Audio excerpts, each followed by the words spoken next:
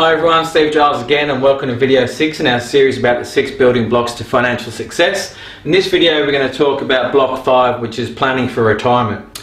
So in our previous blocks we talked about how we want to build and protect your wealth over a period of time, and hopefully now you've got a nest egg that you've certainly been able to build and you want to think about retirement. And how much do you need to retire? That's the most common question that we get. So if you've decided that you need to get an income in retirement of $60,000 a year, you need to live off $60K a year. For the industry average, they will say that you need 900 grand in assets to be able to afford that. So that's 15 times what your salary requirement is. Now, I don't necessarily agree with that because I think we're going to live longer. I believe that you need 1.2 million, and it's what I call the rule of 20. So you need 20 times whatever you require. So let's just say if you want 50,000 a year in retirement, you need $1 million. If you need 100,000 in retirement, you better get your skates on because you need $2 million. And this is all other than your house. So your house, hopefully we're looking at having that paid off, but we want to make sure that you've got, say, 900,000 or $1.2 million in other assets that are going to be generating income, growing, that those assets are just there to fund your retirement.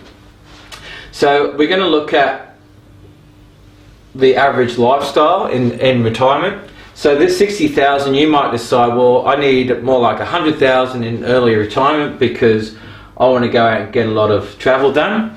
So this is what we call the early active retirement.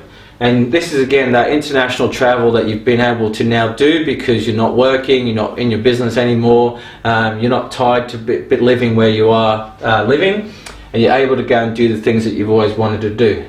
After a while you get sick of that, you're happy to spend a lot more time at home with the family and just in your home in general. And this is what we call middle retirement. So you still may be doing a lot of travel, but it's more domestic travel now, spending time with kids and doing a lot of local sort of stuff instead.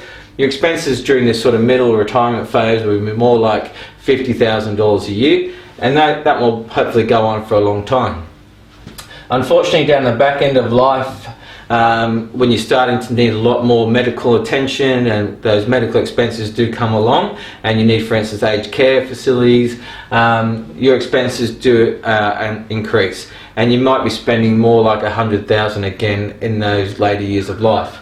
So we want to take into account the fact is that this is what an average retirement might look like in terms of your living expenses. So we want to make sure that we have enough money prior to retirement to be able to factor all of that in.